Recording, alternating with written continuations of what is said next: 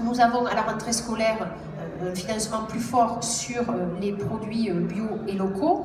Ça va passer également par des sessions de formation au printemps et des gestionnaires dans les lycées, parce que pour savoir passer les marchés publics, parce que souvent on entend le principe « Ah non, mais avec les marchés, on ne peut pas acheter localement ». Si, le droit public, le droit des marchés le permet. Maintenant, depuis 3 ans, le ministère de l'Agriculture avait déjà réalisé d'ailleurs un cahier des charges que nous allons diffuser.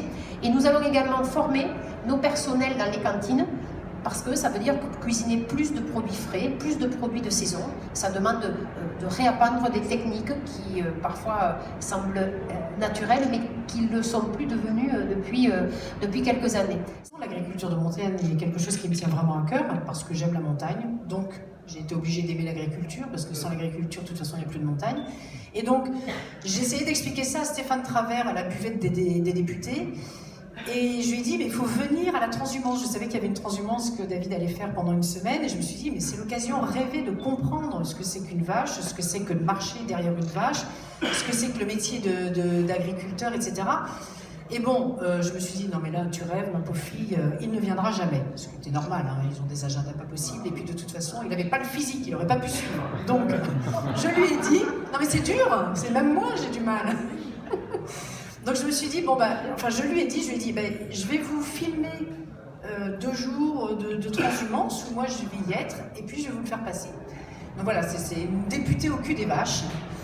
C'est l'occasion tout en partageant vraiment le temps de la journée et du soir, qui n'est pas non plus, qui est pas vraiment dans les images, mais qui vaut son pesant d'or, que j'ai voulu faire passer les paroles des éleveurs, des agriculteurs. Et Stéphane Travers l'a vu, et Nicolas Hulot l'a vu, et ça veut dire que ça fait son chemin. Et c'est une autre manière, quelque part, de rapprocher les réalités, quoi. Voilà.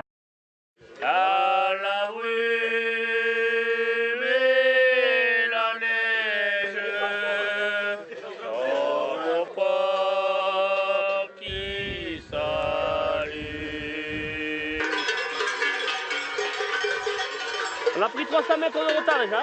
Allez, y allez. Ce mode de vie va pouvoir perdurer si l'État ou si l'Europe donne une dynamique. On est des jardiniers un peu des paysagistes de la montagne, mais si nous on ne monte plus, voilà, après ce sera une autre perspective, c'est de la brousse partout, de l'herbe haute partout, des feux en montagne partout. Ça redevient une tradition de faire cette transhumance. Bien sûr, oui. Pourquoi ? Tout le monde y trouve son compte. C'est plus vivant que de transporter un camion. Hein. Vouloir maintenir des territoires vivants, notamment et surtout en montagne et haute montagne, c'est vraiment un choix politique, un choix de société. Et ensuite, il y a débat, puisque plusieurs interlocuteurs sont là, je vous demanderai de vous rapprocher après, parce que sinon on ne va pas pouvoir vous identifier.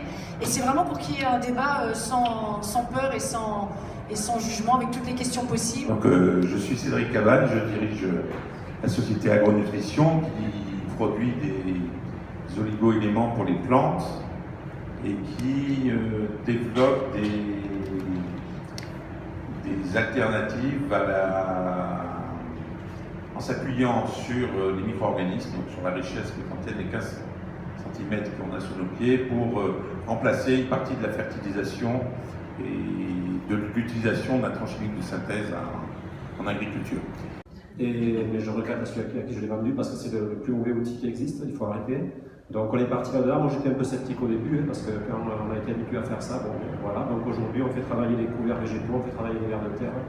Enfin, je ne vais pas trop développer parce que ce serait trop long, mais on a multiplié par 150, c'est pas rien. 150, une multiplication par 150, c'était beaucoup. Hein. Le nombre de vers de terre au mètre cube en 3 ans, au mètre cube de terre. Il faudrait aller plus loin, puisqu'il y a beaucoup de produits, notamment en maigre, hein, je parle en agneau et en bovin, qui partent sur le circuit conventionnel.